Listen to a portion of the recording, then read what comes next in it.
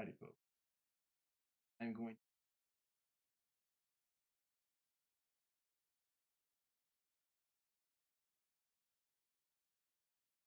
testing, testing,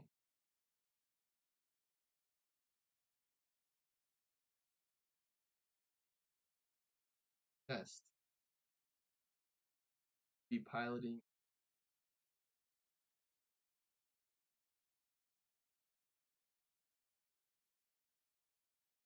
testing,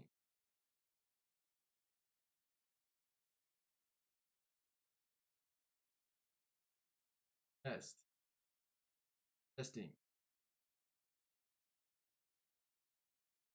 test, testing,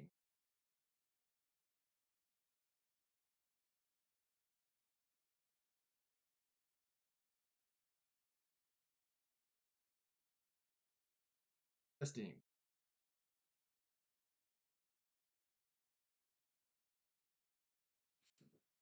Okay, I hope that it's picking up the sound of my voice. As I said, I am going to be piloting a new setup as of today. One in which I'm using this microphone arm to capture the sound of my voice, and then using this camera to capture actually me.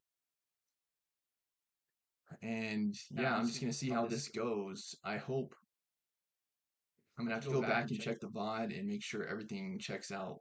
Everything looks good and sounds good. Because if not, I'm going to have to probably take a look at my setup again and perhaps revert back to the way that it was. Okay, see, like, why is it not picking up the sound of my voice? Testing, testing, test, test, test. I guess I just have to really speak up. Okay. So here we go again. I'm hoping that there won't be any audio problems. I don't know why there would be. Maybe I'm just like sitting too close to the microphone now. I really don't know. Okay, all right. And then I'll go back and check the VOD after this episode. And then if any part of this doesn't work out the right way, what I'll do is I'll just revert back to my previous setup. One in which I perhaps just hold on to the camera that I got because the camera seems to be working just fine. And then going back to just using the microphone in the stand-up version as opposed to the arm. The main reason I got the arm is because it's not in the way as much. I don't have to physically move my computer anymore in order to get it closer to me. Okay, so here we go. I'm going to go live on TikTok too, just like I used to do.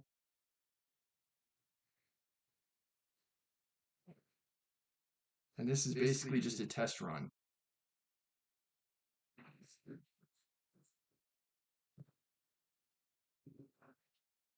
Okay, so here we go, guys. Here we go.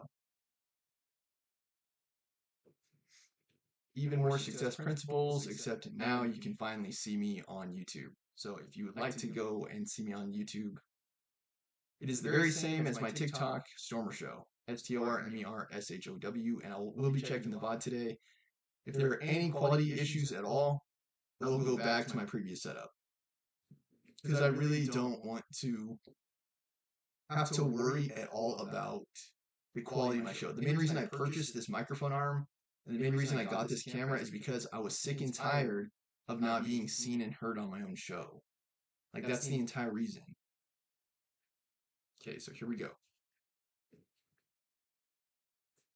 We find ourselves in practice persistence, the chapter practice persistence, principle 22. Most people give up just when they're about to achieve success. They quit on the 1 yard line. They give up at the last minute of the game, 1 foot from the winning touchdown. That's H. Ross Perot, American billionaire and former U.S. presidential candidate. Persistence is probably the single most common quality of high achievers. They simply refuse to give up. The longer you hang in there, the greater the chance that something will happen in your favor. No matter how hard it seems, the longer you persist, the more likely your success. It's not always going to be easy. Sometimes you're going to have to persist in the face of obstacles.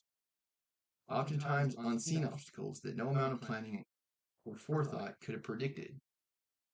Sometimes you'll encounter what seem like overwhelming odds. Sometimes the universe will test your commitment to the goal you're pursuing. The going may be hard, requiring you to refuse to give up while you learn new lessons, develop new parts of yourself, and make difficult decisions. History has demonstrated that the most notable winners usually encountered heartbreaking obstacles before they triumphed. They won because they refused to become discouraged by their defeats. B.C. Forbes, founder of Forbes magazine. Hello, Ducky, and yeah, if any of you guys can like go over to YouTube and just make sure that you can hear me just fine, I'd appreciate it. I won't have the opportunity to until after the VOD. I could try different like setups with my microphone too, and just see. Test, 1 2 1 2. I could keep trying to get through. I don't know if this like filter is helping or what. I'm still not sure. Can't tell. Hugh Panaro, the co-founder and former CEO of XM Satellite Radio, is an example of amazing commitment and perseverance in the corporate sector. After 2 years recruiting investors ranging from General Motors and Hughes Electronics to DirecTV and Clear Channel Communications, Panaro's dream of becoming the world's largest subscription radio service nearly collapsed at the last minute when investors threatened to back out if an acceptable deal wasn't struck by midnight, June 6, 2001. After exhausting negotiations and shuttle diplomacy, Panaro and his chairman of the board, Gray Parsons, secured commitments of $225 million just minutes before the deadline. Less than a year later, the launch of one of XM's $200 million satellites was aborted just 11 seconds before liftoff when an engineer misread a message on his computer screen, forcing the company to wait for the next available launch date 2 months later. Still, Panaro persevered and finally scheduled the debut of XM Radio's 101 channels of programming for September 12, 2001. But when terrorists attacked the World Trade Center on the morning of September 11th, just a day prior to the scheduled debut, Panaro was forced to cancel the satellite's launch party and pull XM's inaugural TV ad featuring a rap star rocketing past a group of towering skyscrapers. Panaro's team urged him to postpone the company's launch for another year. Yet in the end, Panaro held fast to his dream and debuted the service just 2 weeks later. Today, all the setbacks and delays, most of which make our own daily difficulties pale by comparison, the merged SiriusXM dominates the satellite radio business with more than 23 million subscribers paying every month to enjoy 72 channels of music plus 93 channels of premiered sports, talk, comedy, children's and entertainment programming, and traffic and weather information. 5 years. No is a word to your path to yes. Don't give up too soon, not even if well-meaning parents, relatives, friends, and colleagues tell you to get a real job. Your dreams are your real job. That's Joyce Spicer, author of Rejections of the Written Famous.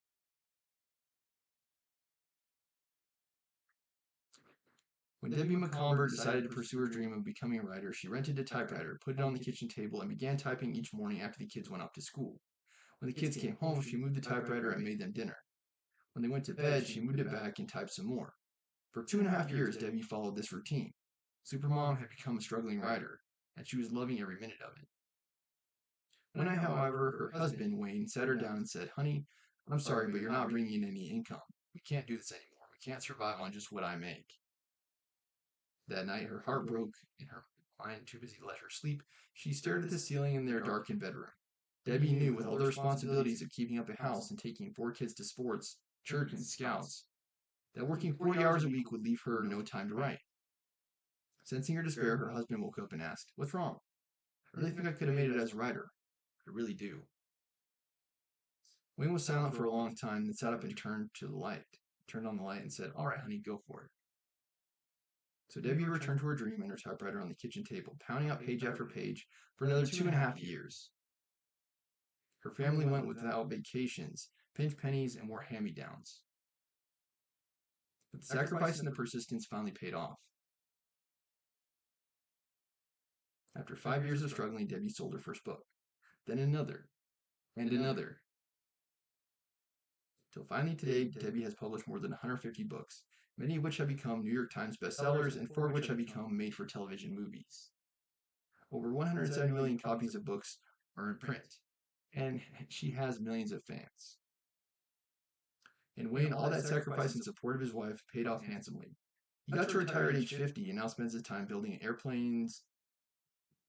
building an airplane in the basement of their 7,000-foot mansion. Debbie's kids got a gift, far more important than a few summer camps. As adults, they realized what Debbie gave for them was far more important: permission and encouragement to pursue their own dreams. What could you accomplish if you were to follow your heart, practice as much daily discipline, and never give up? Never give up on your hopes and dreams. Persistence and determination alone are omnipotent. The slogan "Press On" has solved and always will solve the problems of the human race. Calvin Coolidge, 30th President of the United States. Consider this. Admiral Robert Peary attempted to reach the North Pole 7 times before he made it on try number 8. In its first 28 attempts to send rockets into space, NASA had 20 failures. Oscar Hammerstein had flip-flop shows that lasted less than a combined total of 6 weeks before Oklahoma, which ran for 269 weeks and grossed $7 million. Oprah Winfrey was fired from an early television reporting job as she was not deemed suitable for television. Tanya Odell's career as a writer is a testament to her perseverance. After 13 years, she'd written 6 unpublished novels and collected 300 rejection slips. Finally, her first novel, Backroads, was published after being chosen by Oprah Winfrey for the Oprah Book Club. And the newly appointed novel rose to number 2 on the New York Times bestsellers list, which it remained at for 8 weeks. Never, never, never give up. During the Vietnam War, Texas computer billionaire H. Ross Perot decided he would give a Christmas present to every American prisoner of war in Vietnam. According to David Frost, who tells this story, Perot had thousands of packages wrapped and prepared for shipping. He chartered a fleet of Boeing 707s to deliver them to Hanoi, but the war was at its height, and the Hanoi government said it would refuse to cooperate. No charity was possible. Officials explained while American bombers were devastating Vietnamese villages. Perot offered to hire an American construction firm to help rebuild what Americans had knocked down. The government still wouldn't cooperate. Christmas drew near and the packages were unsent. Refusing to give up, Perot finally took off in his uncharted fleet and flew to Moscow, where his aides mailed the packages one at a time at the Moscow Central Post Office. They were delivered intact. You see now why this man became the great success that he did? He simply refused to never quit. Hang in there. It's always too soon to quit. Norman Vincent Peale, inspirational author. In 1992, screenwriter Craig Borden began writing the screenplay for Dallas Buyers Club. After drafting 10 different scripts for the movie, he spent most of the mid-1990s trying to sell it, but no one was willing to finance the production of the film. According to an interview with Matthew McConaughey, who won an Academy Award for Best Actor in the starring role as AIDS patient Ron Woodroof, the film was turned down by potential backers 87 times before McConaughey eventually signed on 17 years later. In 1996, the script got sold with Dennis Hopper to direct and Woody Harrelson to star, but the company that bought the script went bankrupt. The next year, Borden teamed up with the screenwriter Melissa Wallach to revamp the script to sell to Universal, this time with Mark Foster to direct and Brad Pitt to star. But Forster and Pitt never made the film. Years later, after finally securing financing, director Gary Gillespie and actor Ryan Gosling agreed to do the film, but once more the financing fell apart. As a result, Universal decided the script was not ready and shelved the film for another 9 years.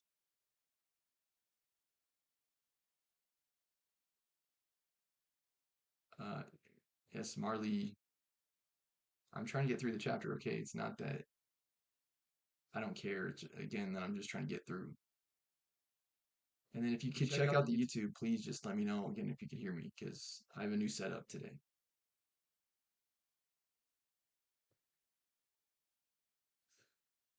Eventually, due to a clause in their Writers Guild contract, Borden and Wallach managed to get back their rights to the script. In 2009, nearly 20 years after the script was first conceived, Robbie Brenner, a producer who had been involved with the project almost from the beginning, convinced Matthew McConaughey to get involved. Adapted from David Frost's book of millionaires, multimillionaires, and really rich people.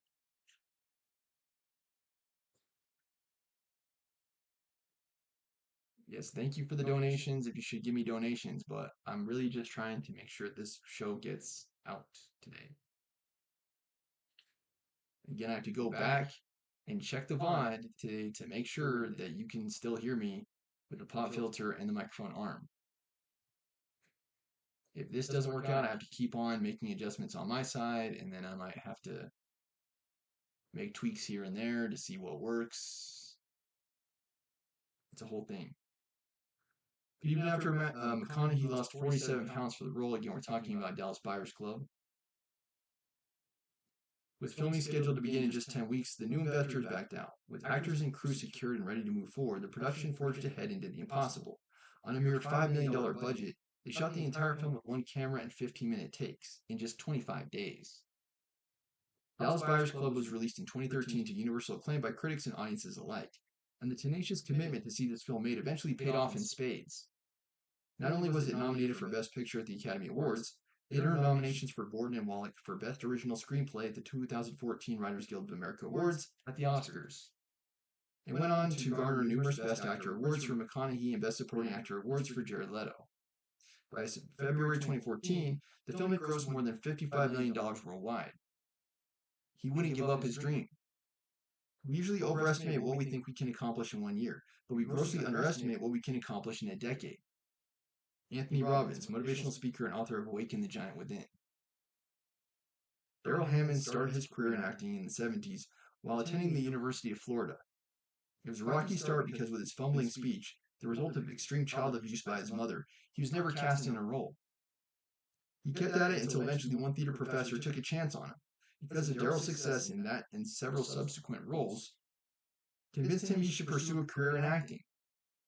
After barely graduating with a 2.1 grade point average, Darrell followed his dream and moved to New York, but for the first several years he waited tables and got so drunk at times that he could barely make it to auditions. Eventually, Darrell cut back on his drinking and started seriously studying acting at the prestigious Herbert Berghoff Studio, which boasts alumni such as Robert De Niro, Matthew Broderick, Billy Crystal, Claire Danes, Whoopi Goldberg, Al Pacino, and Barbra Streisand. That led to some roles in playoffs, Broadway, and regional theaters. Playoffs, Broadway, and in regional theaters. When he was 26, Darrell tried his hand at stand-up comedy, fell in love with it, and set a goal to be a cast member on Saturday Night Live. But it didn't happen overnight, not even close. After not getting any traction in New York, he moved back to Florida and did voiceover work for the next few years. But he never gave up on his goal, and he continued to do a program of self-improvement that helped him get through those years. He came up with the idea that he can make one small improvement in his abilities once a week. That would be 52 improvements a year. He focused on this for 5 years and then moved back to New York City with a determination to become a successful stand-up comedian and attract the attention of the Saturday Night Live producers.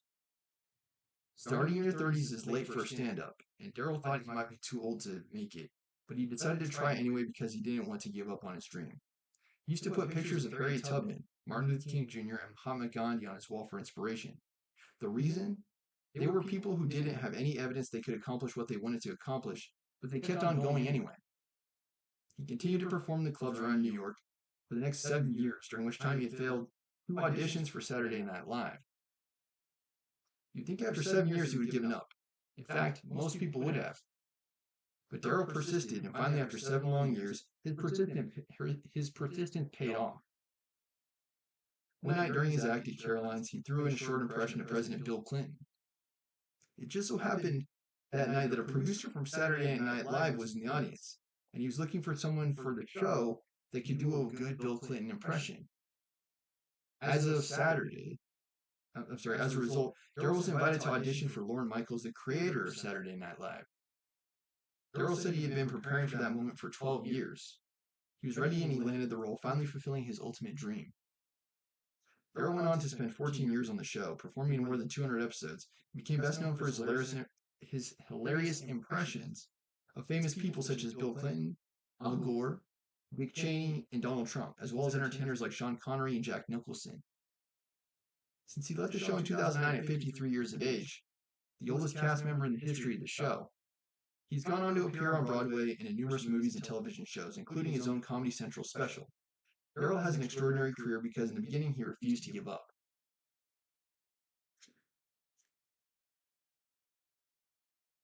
Okay, we're almost there. We're almost there. We got to keep pushing through. How to deal with obstacles.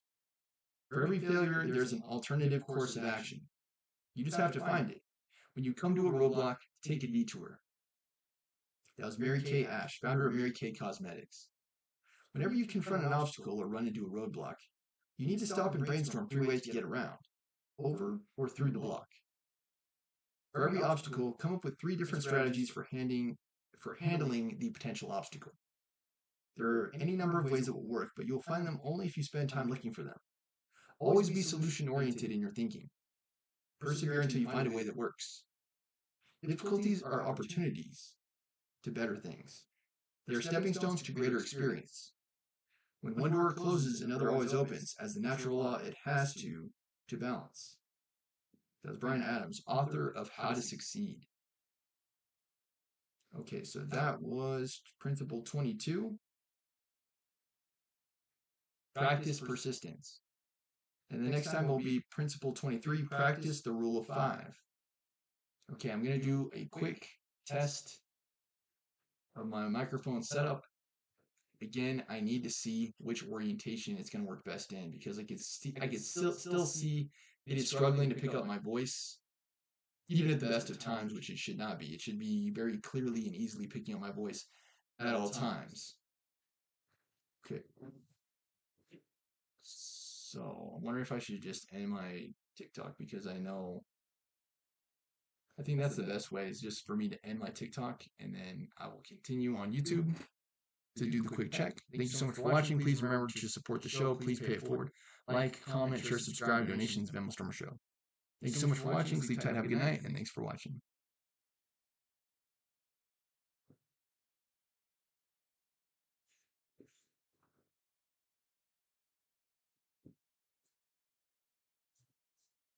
Okay, here's what I was after.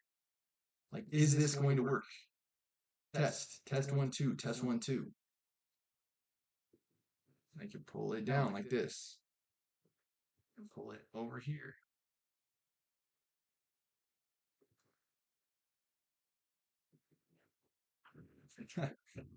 Test 1 2, test 1 2. Test 1 2, test 1 2. And then I can do it like this. Pull you down. Just have it like this. Just like that. Test 1 2, test 1 2.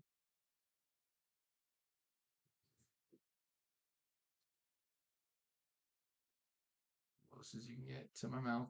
There you go.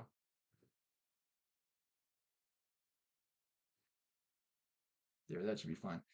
Test 1 2, test 1 2. Test 1 2, test 1 2. And turn all the way up the volume. Testing 1 2 1 2. Testing 1 2 1 2. Okay, as I was saying, guys, I will go back and I will check the VOD to see and hear if everything was working as according to plan, according to play. I might just have to keep making adjustments on the side until I get to a configuration that makes sense for me. Something that I'm not going to have to keep like fiddling around and playing with throughout the show, because the entire idea is that I can do it and not have to think or worry about it the entire time. Like, I just want to be able to talk and like not have to worry about being seen and heard. So please remember to support the show, like, comment, share, subscribe, donations, Venmo Stormer Show. Thank you so much for watching. Sleep tight, have a good night. And of course on YouTube also.